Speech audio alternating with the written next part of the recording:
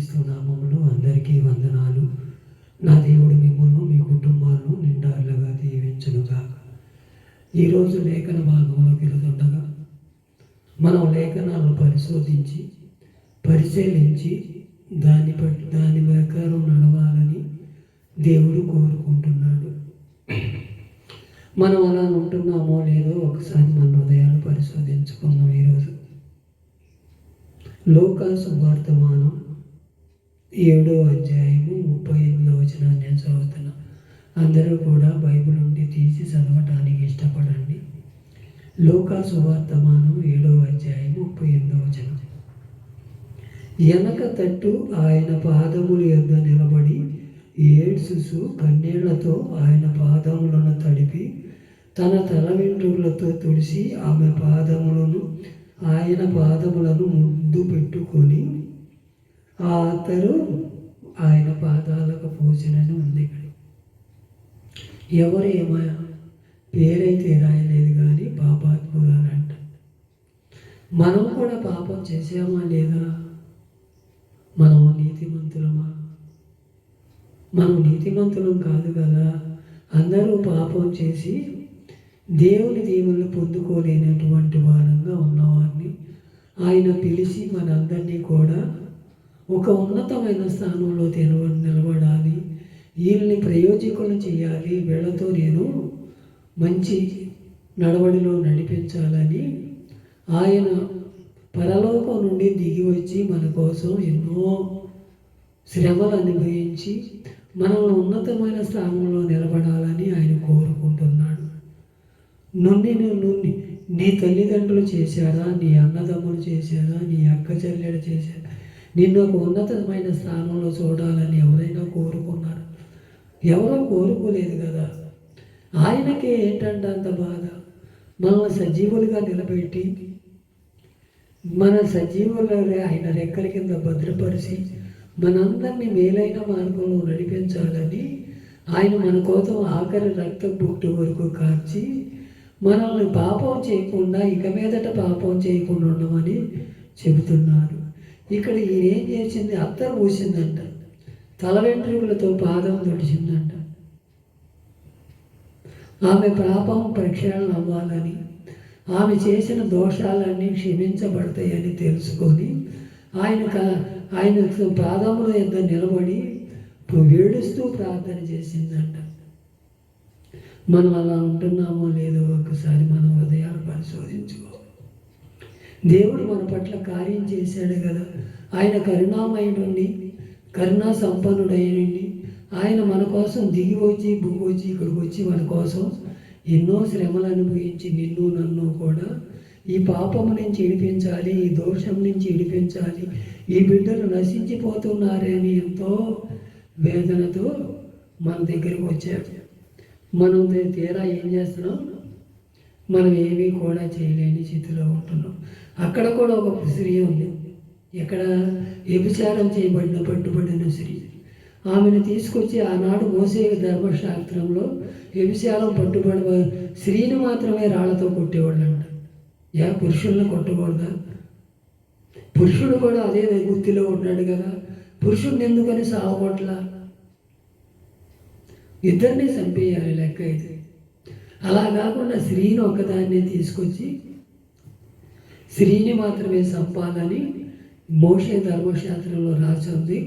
నువ్వేంటి ఈ అమ్మాయిని ఏం చేస్తావని తీసుకొచ్చి యేసు ప్రభువుల వారి దగ్గర నిలబెట్టారు. ఆయనను శోధిస్తున్నారు. ఆయన ఏమీ పట్టనట్టుగా నేల మీద ఏమో రాసుకుంటూ ఉంగిని అదే పనిలో ఉన్నారు. ఇంకా ఈయన్ని శోధిస్తున్నారంట. అప్పుడు లేచి తల ఎత్తి చూసి, మీలో ఎవరైనా పాపం చేయని వారు ఉంటే ఈమె మీద రాయి వేసి ఈమెని సాగుకొట్టి వెళ్ళొచ్చని వాళ్ళకి ఆజ్ఞయించాడు. ఎవరూ పాపం చేయలే. అందరం పాపం చేసాం. నువ్వు చేసావు, నేను చేసాం. అందరం కూడా పాపం చేసిన వారేగా. పాపం చేసి దేవుని పొందుకోలేకపోవటానికి కారణాలు అయ్యే కదా మనకి. వ్యభిచారం చేయబడిన స్త్రీని కూడా అలాగే చూసి ఆమె మీద ఎవరైనా రాయి వేసి చంపేయమనంటే ఎవరు వేయకుండా చిన్నవారు మొదలుకొని పెద్దవారు అందరూ కూడా వెళ్ళిపోయారు. ఆమె ఏమని పిలిచాడు? అమ్మా, ఎంత జాలిగల రుణం అండి మన దేవుడికి. నీ మీద ఎవరు వేయలేదా? అయ్యా వేయలేదయ్యా నా మీద. నేను కూడా ఏను, నువ్వు వెళ్ళి ఇక మీదట పాపం చేయక నీ జీవితాన్ని కట్టుకోమని చెప్పాడు. మన జీవితాలు కూడా అలాగే కట్టుకోమని, మన జీవితాలు కూడా మార్చుకోమని, వెలుగు సంబంధులుగా నడవమని, చీకటి జీవితాన్ని వదిలేసి వెలుగు సంబంధులుగా నడవమని నిన్ను నన్ను కోరుకుంటున్నాడు. మనం అలా ఉంటున్నామో లేదో మన హృదయాలు పరిశోధించుకోవాలి. ఆడు చేయట్లేదా, వీళ్ళు తిరగట్లేదా, నేను తిరిగితే వచ్చిందా అనే ఆలోచనలోనే ఉండిపోతున్నామే తప్ప అది తప్పని ఎవరూ తెలుసుకోవటంలా. ఇక్కడ కూడా ఈమె అదే పరిస్థితి చేస్తుంది. ఎప్పుడో పాపం చేసి వచ్చి దేవునికి తల ఇంట్రుకలతో పాదంలో తొడిపిందంట. మనం అలాంటి వారి ఉండాలి. మనం పాపం చేశాము కాబట్టి కన్నీటితో ప్రార్థన చేస్తే మన ప్రార్థన ఆలకించి జవాబు అనుగ్రహిస్తాడు. మన జీవితాలు కూడా చిన్నాభిన్నం అయిపోవటానికి కారణం ఈ పాపమే. ఈ పాపానికి మనము దాసులం కాకుండా ముందుకు నడవాలని దేవుడు కోరుకుంటున్నాడు.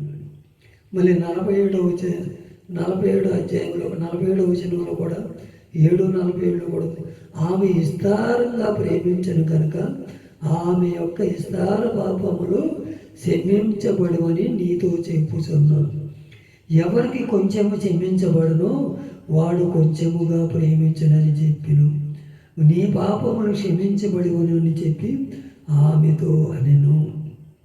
ఇప్పుడంట మనం ఎంత పాపం చేస్తే అంత దేవుని ఎదుట ఒప్పుకోవాలి.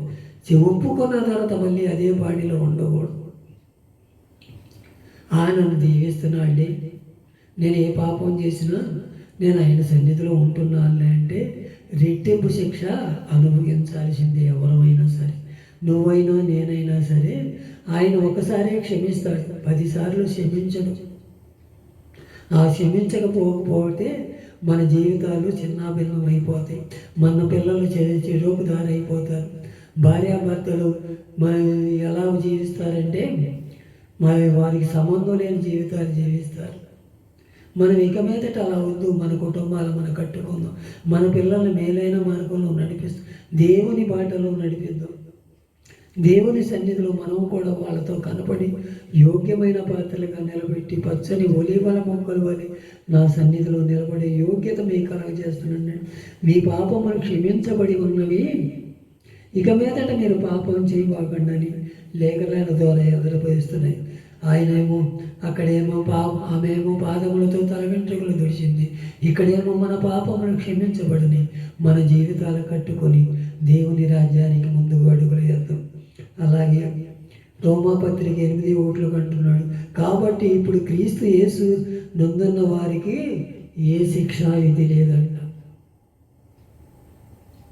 ఇప్పుడు ఈ పాపాలన్నీ క్షమించబడి ఆయన ఎదుట మనం ఒప్పుకొని ఆయన జీవితంలో మనం అడగబడితే ఇవన్నీ కూడా ఏ శిక్షా విధి లేక నిత్యరాజ్యంలోనికి వారసులవుతాం.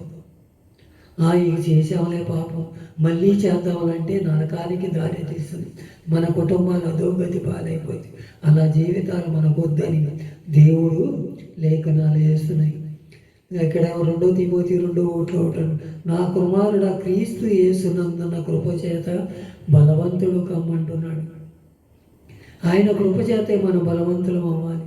ఆయనే నిత్యరాజ్యం, అదే మనకు స్వాస్యం. దేవుని ఎదుట మనం ఒప్పుకొని అయ్యా నీ చిత్తంలో నేను ఉంటానయ్యా. నా కుమారుడా క్రీస్తు యేసునందున్న వారికి ఏ క్షమ లేదు. నా కుమార్తె క్రీస్తు యేసునందు వారికి ఏ శిక్ష ఇది లేదు.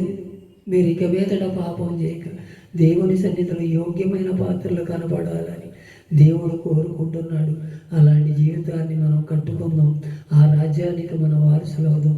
అలాంటి జీవితం ఎప్పుడూ కూడా మనం జీవితం అనుగ్రహించి నిత్యరాజ్యంలో వెళ్ళాలని, మనం ఇక మీదట పాపం చేయకుండా దేవుని సన్నిధిలో యోగ్యమైన పాత్రలు కనపడదాం. మన జీవితాలు మనమే కట్టుకొని మనం ఎప్పుడూ కూడా దేవుని రాజ్యానికి వారసులు అవుదాం. ఇట్టి స్థితి మనకు కలగజేయాలని దేవుని ఎదుట మనం ఒప్పుకొని మన పాపాలు మనం తుడిచిపోయేవయ్యా, నీ చిత్తంలో నేను ఉంటానయ్యా, క్రీస్తు యేసునందున్న వారికి ఏ శిక్షా విధి లేదని నీ లేఖనాలు తెలియస్తుండగా అయ్యా నీ సన్నిధిలో మేము కనబడతామయ్యా. నీ క్రీస్తు యేసునందుండే కృపను మాకు దయచేయమని ఆయన పాదాల పట్టుకొని బతిమలాడి దేవుని సన్నిధి